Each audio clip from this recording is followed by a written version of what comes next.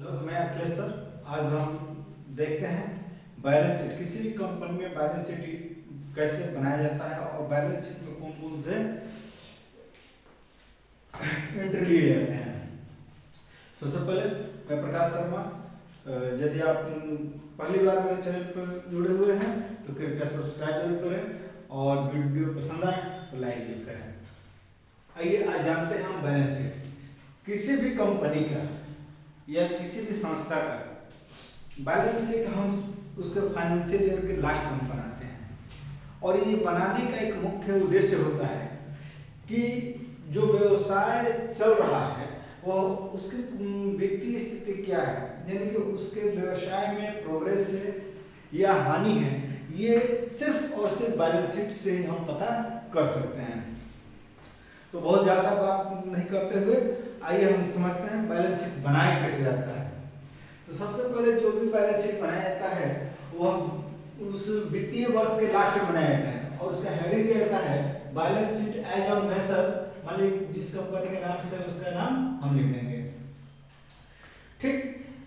तो नाम लिख दिए। नाम लिखने के बाद आप उसका डेट लिखेंगे, किस डेट में बनाना है, एज ऑन 31 मार्च 2020, यानी कि वित्तीय वर्ष के लास्ट में। तो हमारे यहाँ अमूमन वित्तीय वर्ष चलता है 1 अप्रैल से 31 मार्च तक, यानी कि जिस वर्ष में व्यवसाय प्रारंभ होगा उस वर्ष का 1 अप्रैल उसका प्रारंभन कहलाएगा और अगले वर्ष का जो मार्च होगा उसका 31 तारीख उसका क्लोजिंग डेट होगा। तो ये क्लोजिंग डेट 31 मार्च 2020 हो जाएगा। अब बैलेंस शीट में कुछ प्रॉपर खाते बनाए जाते हैं जिसमें पार्टिकुलर्स होता है, नोट्स होता है, करंट ईयर अमाउंट होता है, प्रीवियस ईयर अमाउंट होता है, फिर पार्टिकुलर होता है, फिर नोट्स होता है, करंट ईयर अमाउंट होता है और प्रीवियस ईयर अमाउंट होता है। तो बैलेंस जब हम आपको लेजर पढ़ा रहे थे तो लेजर में आपको बताए होंगे कि बाएं साइड का जो कॉलम होता है उसको डेबिट कहते हैं और दाएं साइड का जो कॉलम होता है उसको हम क्रेडिट कहते हैं। लेकिन बैलेंस शीट में डेबिट क्रेडिट नहीं होता है। बैलेंस शीट में डेबिट क्रेडिट नहीं होता है। बैलेंस शीट का जो ये वाला हिस्सा होता है, बाएं साइड वाला हिस्सा होता है, ये होता है लायबिलिटी।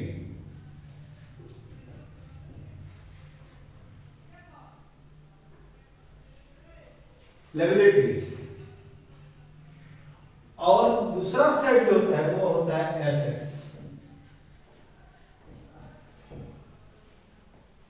ठीक है। यानी कि जिस साइड हम डेबिट लिखते थे लेजर में वह साइड लायबिलिटीज है और जिस साइड में हम क्रेडिट करते थे वह साइड बैलेंस शीट का एसेट्स कहलाता है, ठीक है। तो सबसे पहले हम लायबिलिटी की तरफ से एक एक एंट्री को समझना शुरू करेंगे और कौन कौन सा एंट्री डाला जाता है उसको हम समझते हैं। तो 1 नंबर में सबसे पहले हम लिखते हैं equity and liabilities. Equity and liabilities लिखकर उसको हम क्या करेंगे, अंडरलाइन कर देंगे। पहले ये नहीं लिखा था, अब नए फॉर्मेट के हिसाब से नए समय के अनुसार इसमें परिवर्तन करके अब इसको इक्विटी एंड लायबिलिटी लिखा जाता है। अब इक्विटी एंड लायबिलिटी के अंतर्गत सबसे पहला काम होता है शेयर होल्डर सिलेक्शन, यानी कोई भी कंपनी है उसको खड़ा करने में जिनका पैसा लगा है, जो पूंजी लगा है, वह व्यवसाय के लिए लायबिलिटी है, यानी बिजनेस के लिए लायबिलिटी है, वो अपना पैसा नहीं है। कोई शेयर होल्डर या कोई आपका लगाया है तो वो पैसा आपके लिए क्या है, लायबिलिटी है। तो शेयर फंड को हम सबसे पहले लिखेंगे कि किन किन लोगों ने हमारे कंपनी में पैसा लगाया। अब वो 1 नंबर में हो जाएगा, शेयर होल्डर्स लिखेंगे और इसको फिर अंडरलाइन कर देंगे। शेयर होल्डर्स के अंतर्गत फिर 1 नंबर कॉलम बनाएंगे और इसमें शेयर कैपिटल लिखेंगे। शेयर कैपिटल लिखेंगे, आप ध्यान दे रहे होंगे एक नोट्स का कॉलम हम बनाएंगे जिसमें शेयर कैपिटल के लिए 1 नोट्स हम दे रहे हैं। शेयर कैपिटल के लिए कितना दे रहे हैं, 1 नोट्स दे रहे हैं। तो नोट्स का मतलब ये हुआ कि पहले सब चीज इसी में लिख दिया जाता है यहीं पे। अब नए समय के अनुसार कह रहा है कि बैलेंस शीट को छोटा बनाइए, छोटा बनाइए, बहुत सारा उसमें एंट्री करके बहुत लंबा चौड़ा करने की जरूरत इसको नहीं है। आप ऐसा कीजिए कि उन्हीं एंट्री को लिखिए जो जरूरत है और उससे जो सपोर्टिंग एंट्री है उसका एक नोट्स बनाते चलिए, ताकि अगर उसको जानना हो तो उस नोट्स पे जाकर हम देख लेंगे। मान लीजिए शेयर कैपिटल के अमाउंट हम डाल रहे हैं, तो शेयर कैपिटल में बहुत सारा होता है, जैसे मान लीजिए इक्विटी शेयर हो गया, प्रेफरेंस शेयर हो गया, क्युमुलेटिव शेयर हो गया। तो इन सबको नोट्स जो बनाए हमने हैं, एक नोट्स कॉलम है, वहां पे ये सब लिखेंगे कि प्रेफरेंस शेयर कितना है, इक्विटी शेयर कितना है ना, क्युमुलेटिव शेयर कितना है, ये सब चीज इसमें लिखेंगे नोट्स में। और उस नोट्स में जितना टोटल आएगा उस टोटल अमाउंट को क्या कहेंगे, शेयर कैपिटल। नोट्स नंबर 1 यानी कि ये 4-5 शेयर्स को मिला के ये अमाउंट है, और करेंट ईयर में जो आया है वो लिख देंगे यहाँ पे, और पिछले साल जो है उसको दूसरे वाले कॉलम में लिख देंगे। इससे क्या फायदा है, यानी करेंट ईयर में तो हम बैलेंस शीट बना ही रहे हैं, पिछले साल का भी हम लिख रहे हैं। ऐसा क्यों? ऐसा इसलिए ताकि जब भी कोई बैलेंस शीट आता देखे, जब भी कोई बैलेंस शीट देखे तो यह पता चले कि पिछले साल आपकी क्या स्थिति थी, आपका शेयर कैपिटल कितना था और इस समय आपका शेयर कैपिटल कितना है, पहले से बड़ा है या घटा है। ठीक, ये हो गया शेयर कैपिटल। अब इसके बाद आता है reserve and surplus. Reserve and surplus, reserve and surplus का मतलब हो गया कि जो आपका प्रॉफिट है, जो भी आपका अन्य सरप्लस वगैरह है उसको रिजर्व एंड सरप्लस में लिखेंगे। और ये रिजर्व एंड सरप्लस में जो जो चीज एंट्री लिए हैं वो नोट्स नंबर 2 करके इसको हम नोट्स में डाल देंगे। और ठीक जिस प्रकार से कैपिटल को हमने लिखा था उसी प्रकार हम इसमें भी एंट्री करंट ईयर और प्रीवियस ईयर का डाल देंगे। इसके बाद आता है money receive against share warrant. मान लीजिए कि हमने कोई पैसा प्राप्त किया है शेयर बेचने के लिए, हमने कोई पैसा प्राप्त किया है शेयर बेचने के लिए और वो शेयर अभी हमने दिया नहीं है, तो उस वैसे मनी को इसमें लिखेंगे कि share receive against share warrant ना। इशू करने के लिए हमें पैसा पाया, तो कितने लोगों से पाया, कितने लोगों से पाया, तो नोट्स नंबर 3 हम तैयार कर देंगे और टोटल को इसमें अमाउंट को करंट वाला लिख देंगे और प्रीवियस साल प्रीवियस ईयर में क्या था उसको प्रीवियस ईयर वाला लिख देंगे। यदि है तो, नहीं है तो करंट वाला अपना लेकर चलते रहेंगे। तो ये हो गया आपका शेयर। इसके बाद आप एक आता है share application money pending allotment.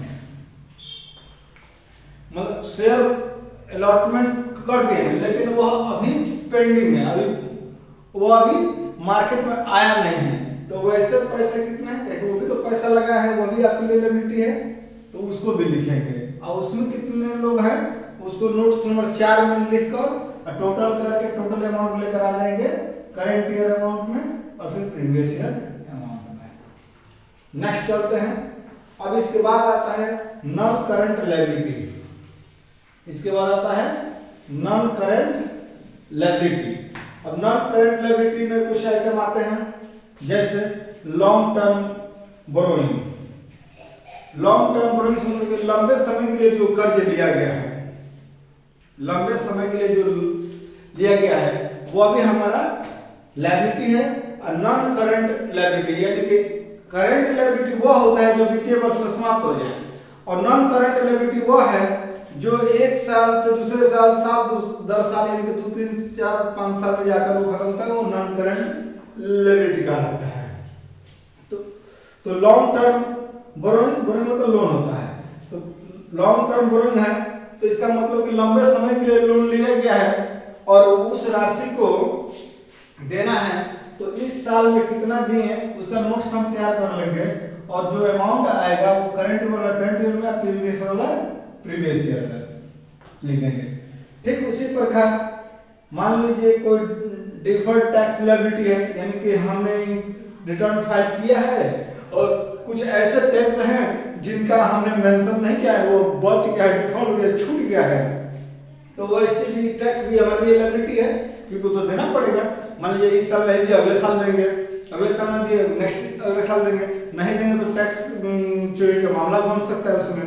तो इस चीज को दिखा देते हैं कि हमारे यहाँ कुछ टैक्स है जो लायबिलिटी के तौर पर बचा हुआ है, वो कौन से टैक्स हैं और किस टाइप के हैं, कितने हैं, वो नोट्स नंबर 6 तैयार कर देंगे। यानी कि इसके लिए जो नोट्स तैयार करेंगे, जो नंबर होगा वो नंबर, मान लीजिए हमने काल्पनिक यहाँ 6 डाला है तो 6 हम नोट्स डाल देंगे, और करंट ईयर में देखेंगे कितना डिफरेंस है, और प्रीवियस ईयर वाला होगा तो प्रीवियस ईयर में भी डाल देंगे, नहीं है तो आगे बढ़ते रहेंगे। उसी प्रकार लॉन्ग टर्म प्रोविजन, अगर किसी तरह का प्रोविजन किया गया है और वो लंबे समय तक चलने वाला है तो उसको भी लिखेंगे। प्रोविजन को लायबिलिटी साइड में लिखते हैं, लॉन्ग टर्म प्रोविजन को, और नॉन करंट एसेट लायबिलिटी में इसको हम रखते हैं। तो ये कितने टाइप के हैं उसको 7 नंबर नोट्स तैयार करेंगे और उसका अमाउंट। और इसके बाद आता है करंट लायबिलिटी, यानी कि ऐसा लायबिलिटी जो चालू वर्ष में समाप्त हो जाने वाला हो, ऐसी लायबिलिटी जो चालू वर्ष में समाप्त हो जाने वाला हो वो करंट लायबिलिटी है। जैसे शॉर्ट टर्म लोन, यानी 2-4-6 महीने के लिए कोई लोन लिया गया, बड़े कंपनियां सब है महीने दिन के लिए, हफ्ते दिन के लिए, या 2 महीने 4 महीने 5 महीने के लिए लोन लेती है, तो शॉर्ट टर्म लोन है। तो उस टाइप का लोन यदि है आपके पास तो उसको शॉर्ट टर्म लोन यानी करंट लायबिलिटी के तौर पर रखेंगे, और वो कितने टाइप के हैं उस टाइप को एक जगह लिख लेंगे, और उसका नोट नंबर जो होगा वो उसमें डाल देंगे नोट में, और टोटल अमाउंट को लाकर यहाँ अमाउंट वाला कॉलम लिख देंगे, करंट ईयर प्रीवियस ईयर दोनों मिला। उसको ट्रेड पेबल, ट्रेड पेबल में क्रेडिटर्स वगैरह हो गए, लेनदार, मान लीजिए कहीं आपका बकाया है और उसको आपको देना है तो वो तो आपकी लायबिलिटी हो गई ना, तो लायबिलिटी हो गई तो वो आपका व्यापारिक देयता हो गया, यानी कि आपको देना, तो बिल ट्रेड पेबल्स में आ जाएगी ये। और इस तरह बिल्स पे ट्रेड पेबल्स में कौन कौन से आपकी लायबिलिटी है उसको एक जगह पर लिख कर टोटल अमाउंट को लाएंगे और बैलेंस शीट कॉलम में करंट ईयर वाला भी लिख देंगे। ठीक उसी प्रकार से शॉर्ट टर्म प्रोविजन ना, छोटे समय के लिए अगर किसी प्रकार का प्रोविजन किया गया है और वो खत्म नहीं हुआ है तो उसको भी हम इसमें लिखेंगे, ताकि ये भी अब हमारा लायबिलिटीज है। और ये कितने प्रकार के हैं उसका अलग नोट्स तैयार करेंगे, और उस नोट्स के द्वारा जो लास्ट में फिगर आएगा उस फिगर को हम करंट ईयर वाला भी लिख देंगे, यदि प्रीवियस है तो प्रीवियस वाला लिखेंगे। इस तरह से इतने सारे एंट्री लायबिलिटी साइड में लिखे जाते हैं और इसको जोड़कर टोटल कर देंगे। ठीक है, अब आते हैं आप दूसरा साइड एसेट्स। ये दायित्व हम जानते हैं, लायबिलिटी जानते हैं कि कंपनी के पास कौन कौन सी लायबिलिटी है, अब जानते हैं कंपनी के पास एसेट्स क्या है, संपत्ति क्या है। तो एक नंबर में सबसे पहले एसेट्स आता है, सबसे पहले एसेट्स आता है। पहले के बैलेंस शीट में इसको फिक्स एसेट्स के नाम से दिखाया जाता है, लेकिन अब अमूमन एसेट्स लिखकर और नंबरिंग दीजिए non current assets, non current assets यानी कि फिक्स आपका फिक्स आपका फिक्स एसेट्स होता है। अब फिक्स एसेट्स में जो भी आपके होंगे वो इसमें लिखेंगे, जैसे ट्रेंजेबल एसेट्स,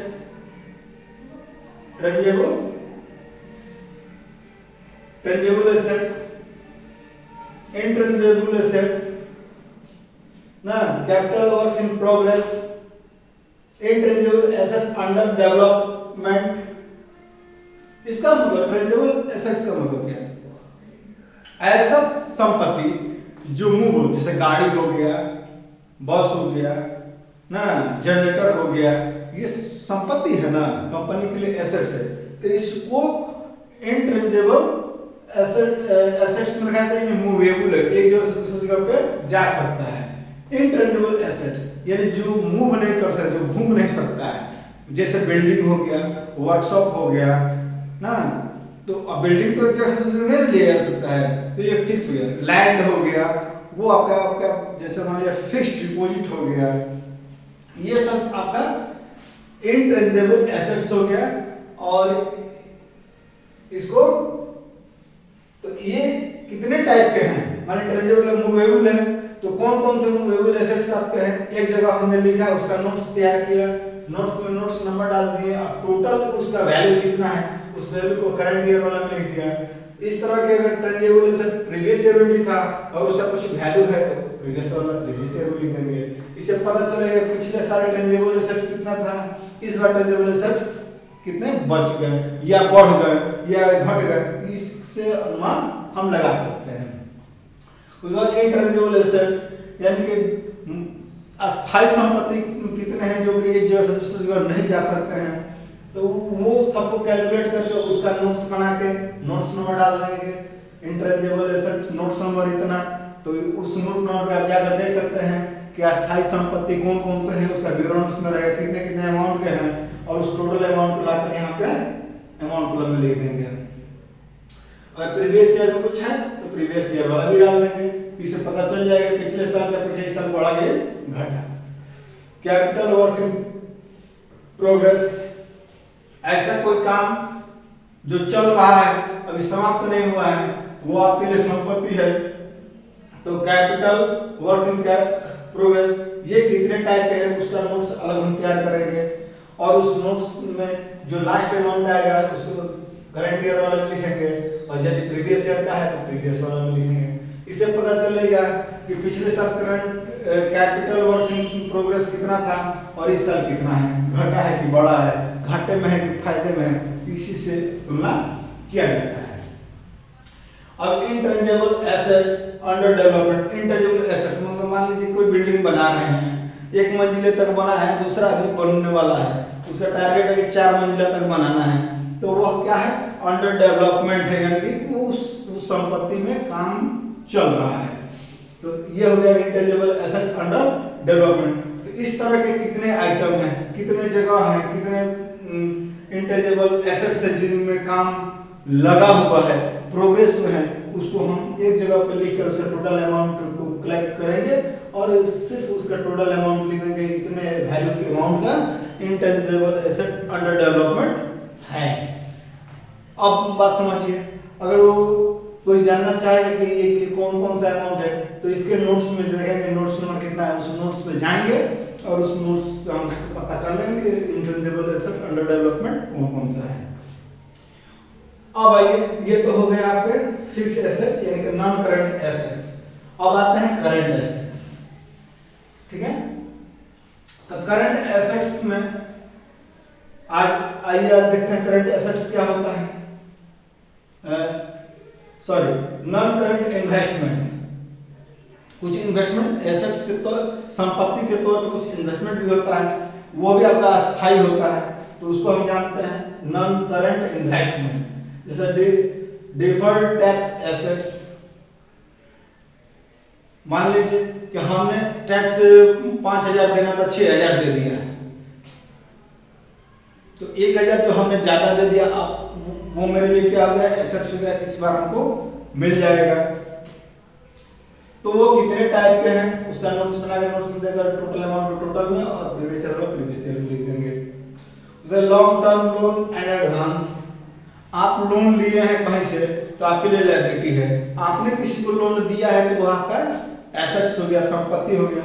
तो वह कितने प्रकार के आपने लोन एंड एडवांस दिया हुआ है, मान लीजिए कोई स्टाफ है, कोई थी है तो उसको पर्सनल लोन देते होंगे, या कोई स्टाफ है उसको जरूरत है तो उसको एडवांस देते होंगे, तो वो आपके लिए एसेट्स संपत्ति है, तो वो नॉन करंट इन्वेस्टमेंट आपका हो गया।